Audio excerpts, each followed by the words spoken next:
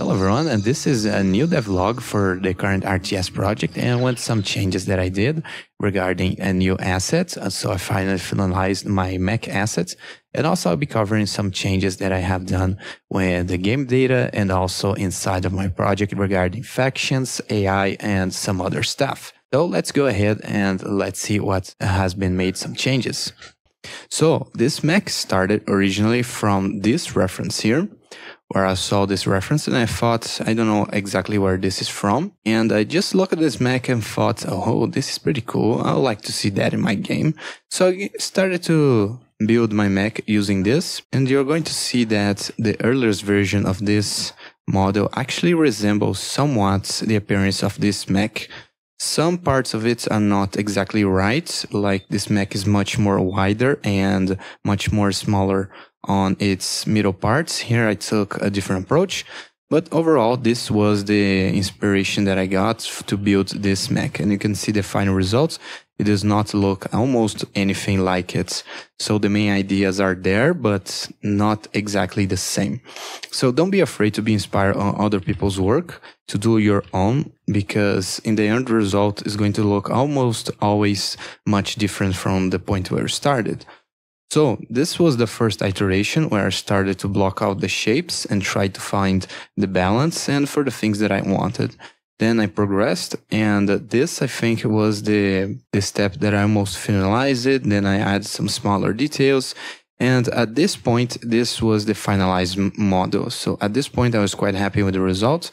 I already had planned some places where I was going to place the IK bones and stuff, like right here. So I almost got this out of the park, and I thought, hey, this is already looking pretty cool. I think I'm done with it.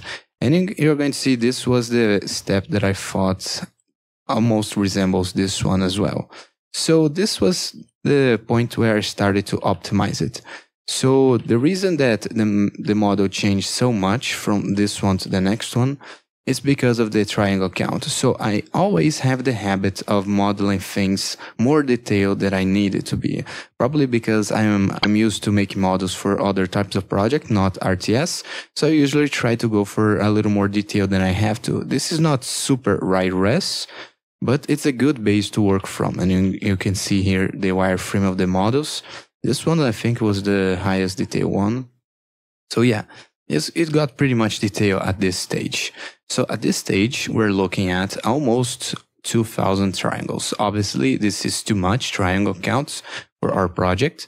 So I have merged down a lot of the geometry and have cut it down to, I think, 625 at this stage. And I also think I did some UV unwrapping and started texturing it a bit. And you're going to see here what that looked like at that moment. And at this stage, I added some base seamless texture. I made a mixture using the shader. I don't know if this is going to be available here. Yeah, I have some of the stuff here. You can see it was a pretty simple layout. I just aligned a couple of texture and I just mixed them together using a couple of RGB mixtures. And I also added a baked version of the image occlusion and the bevel shader from Blender using a exploded mesh. So I think it was one of these two here that I was working on that I used to bake the bevel shader. So let me see if I can show you what that looks like. If this is the guy here, it's using cycles as well. Sadly, we do not have this option available for Eevee yet. So this is only visible through the cycles render. So if I render right there, I think you can actually see it. So as you can see here, it's a bevel shader. So it's mostly using a bevel shader with a dot product and some stuff here. It's very basic. And we basically get a wear mask around the geometry edges. You can also work with this using the sharpness tools. So you can sharp edges that is going to be used by the cycles wear and bevel. And also weighted normals has an effect on this. You can see the difference like down here. It has a lot of difference. So I use this to bake and in cycles to some given image textures in order to finalize the image and get, I think this was the result that I was going after. So as you can see, this was part of the texturing process that I did. And Usually you do this to make mesh parts separate where you don't want to have an extra layer on top of them. So explode your mesh into different pieces so they don't overlap each other and you can make them safe and sound. In the case of the wear mask, I want this effect to have on specific geometry. So that is why I made them separate. Then I just basically put them all together and decided to create some type of contrast between this mech. So I grabbed a couple of parts and created a darker version of the material with a couple of different textures, still using the AO and the wear mask on the corners to create some kind of metal effect. And lastly, I have painted on top some finer details later using a couple of different textures from different places, like this one, I think it was circuit boards and some minor details like that one. So simple things, and just try to paint them on. And of course, this will be the version that you're most likely to see in game due to the view distance being almost as this far. So this will be most likely be the final result. And of course, I created a paint map over the mech to have that effect of being able to apply faction colors on top. So here's the final texture for my mech. And this one is the texture being used to control the emission shader. And it's just a matter of you choosing the color of your faction and giving the color that is going to modulate, and it's going to look awesome in game. So this was all the steps that I took in order to finalize the mech. And I think it looks pretty cool. So that was the process that I used. And as you can see, this was the reference image that I started with. So this is all that I have to show you on this asset. This is how it looks in game. So this is what it looks like inside of Godot. And this is pretty much it. First, my shader has that unicolor emission that I talked about. And we can simply apply on top of it using like a glow on top of it, like a add shader. Just add a very small little hint of color to determine the faction of this unit. And I think it looks pretty much alright. So as you can see, if you want to see the shader that does this, it's very simple. And the two textures that I've been using, which is the diffuse texture and the emission texture. And here I simply multiply that through the unit color, which is the instance variable here that you can set per unit. So we can have the faction color determined on top of it. So as you can see, this is pretty much it for the mech.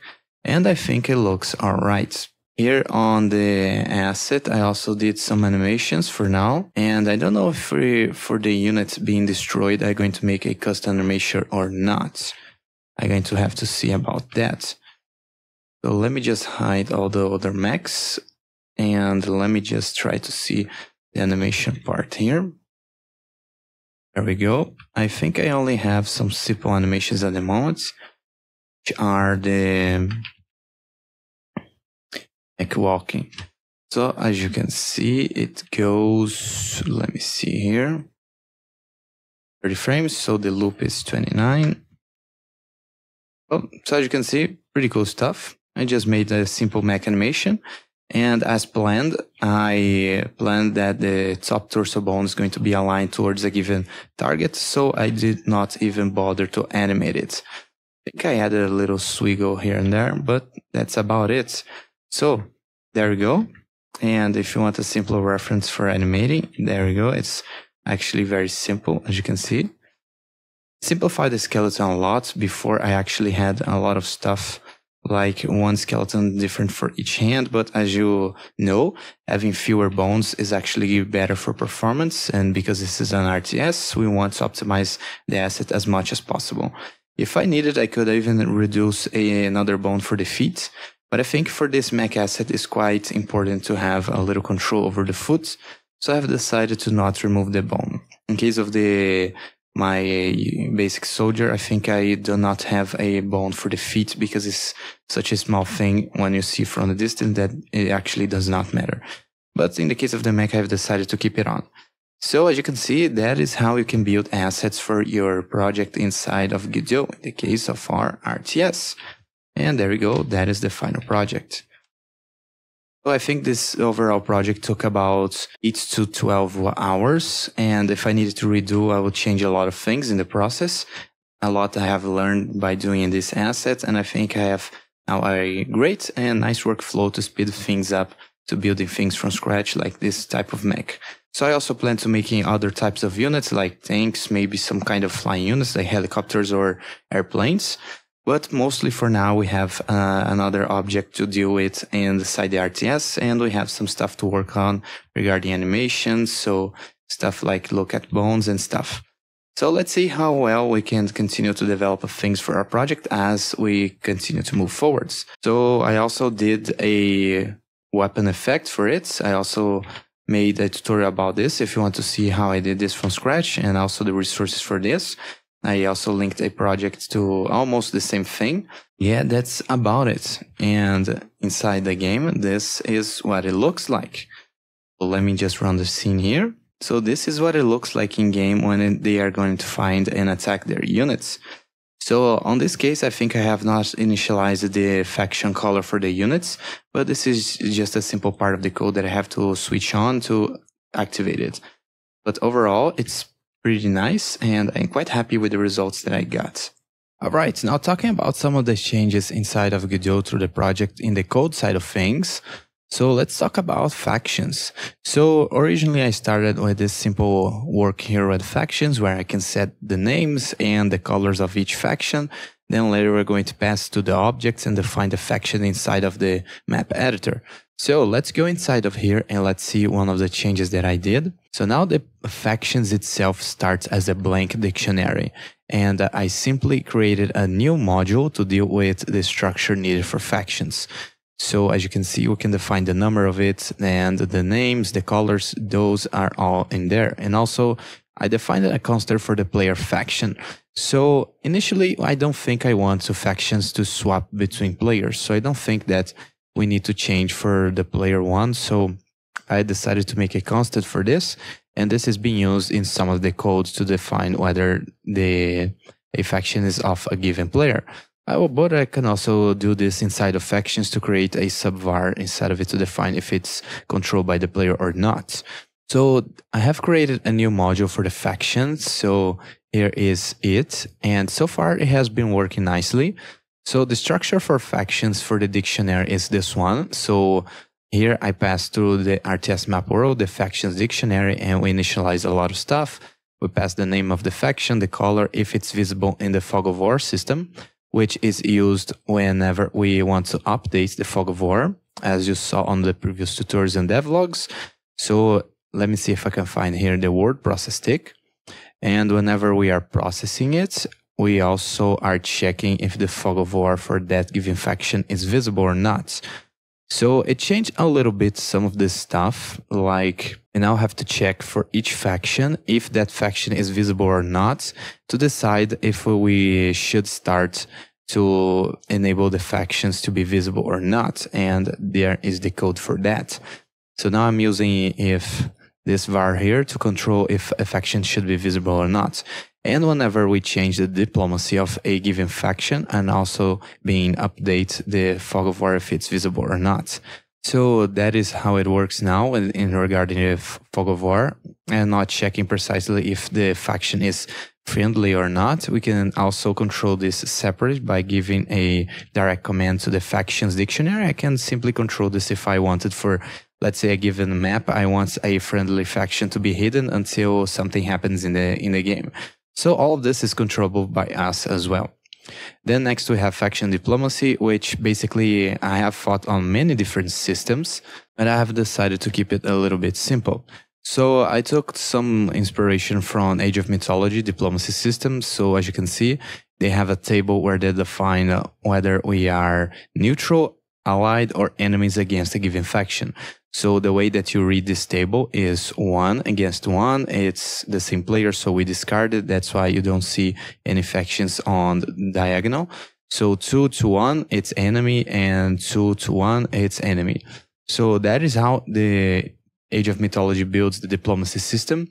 I almost took the same approach. I wanted to do a global var to control that instead of having to create relationships between all the players, between players. But I think this, in the end, was the simple solution So whenever we change the diplomacy, I keep the diplomacy reciprocal as by default. So let's say that player 1 declared to be enemy of player 2. Automatically, player 2 will become enemy of player 1. Because I don't want situations where player 1 decided to become friends with player 2 and player 2 is still enemy of player 1. And I can also set this up manually if I wanted, but through this function here, it's reciprocal by default. So for each given faction, it has a faction diplomacy category inside of its dictionary with all the players listed down here, and like player 1, 2, 3, and the relationships between them. And the relationship established is just a simple enumeration. And I decided not to have neutral because in my mind, neutral does not make sense. What means neutral in an RTS game? You don't attack military units, you only attack civil units or the other way around. So I decided to just keep two status for now, an enemy and friend approach. So that is what it does. And I also, whenever setting the diplomacy, check if it's been marked as enemy, so I can automatically disable the fog of war, or if it is a friendly unit, then we automatically set it up to be visible. Of course, this can be overruled by we setting the data from this dictionary manually at any given time. So that is about it. And I also have created a faction objects. Now this is responsible to list all of the objects that belong to a given faction. And this is going to be used by the RTS map world to target units between them. So whenever on our physics process we are cycling between units to give a unit's AI update, this is going to pretty much cycle between the different factions. So as you can see here, we first grab the unit list from all the units in the game and we start cycling between them. So I have all the units not separated by factions here on the editor, but after we have cycled through them to initialize them, I automatically set their factions and create a list of objects per faction. And this is pretty much required for us to also improve performance. Because whenever we are cycling between units, we want to basically ignore allied factions if you are searching for enemies to attack, etc. So here on this case, this is the code now, which is very much simple regarding this experimentation code here. It's now a few lines of code. This is what I called on another video, the RTS AI queue processing method, because we're actually processing units by queue and delaying all the operations by a given amount. And this is how I'm actually executing that. So now that we have this, I'm actually creating a module called events. Now events is where I think I'm going to be putting most of the actions between objects and AI stuff. So as you can see, this is also a new module. So this module is responsible to handle events between units. So let's say that you have an economy unit that you want, once you right click through another building to carry resources towards it. This is the place where I'm going to basically code that information. And I'm not going to discriminate if it's a building or a unit. Only if I had to, inside of the given function, I'm going to have to discriminate that. So the idea with this is that by having this separate from any type of code from the unit or building, I can simply call this in whatever units I want. So in this case, we have a event currently that finds an enemy in a given attack range. So we pass the attacker object and we're going to cycle between each faction if they are its enemy. And we also use the module faction for this. So we have here a function to check if the enemy is, if a given faction is enemy of another faction. So that is being used by the module of events to decide if we should be attacking another object or not. So by doing this way, we automatically exclude any faction that we are allied with. So this improves performance a lot. So that is the idea that I have to creating factions and to list objects inside of faction. It is also going to help with statistics inside the RTS, because let's say by the end of the game, you want to see a list of all the objects per faction. If you do not prevently make a list like this, you're going to probably have to cycle them through any object group listing you have. So something that I've learned in doing this project is the importance of keeping groups of objects. Because in RTS, a lot of different things happen between a lot of different units, and you have to keep objects group for each one of them. And doing this way, we already discriminate by factions. This is a big change for the project in handling all the units. So as you can see, that is how I do it. And currently I decided if they are in attack range, and I simply set their path towards the enemy unit and assign the AI targets. Obviously, this once the RTS AI has been finalized, I'm going to change a lot of this and to basically allow units to start attacking each other. So that's why it took a lot of time to developing this, because I have to take care of the faction system. And I also want to show you something. So this right here is the state of the game data that I've been working on. And one of the things that I'm working on, as I've mentioned previously, is to have some sort of attributes to control the behavior of the units. So in this case here, we are defining the attribute attacker, and I'm basically going to use this to somehow create different behaviors with AI, so I can customize the behavior of a given unit and process it to a given structure. So I want this to be somewhat modular, so I have decided to use enumeration for the attributes to define the behaviors they will be given.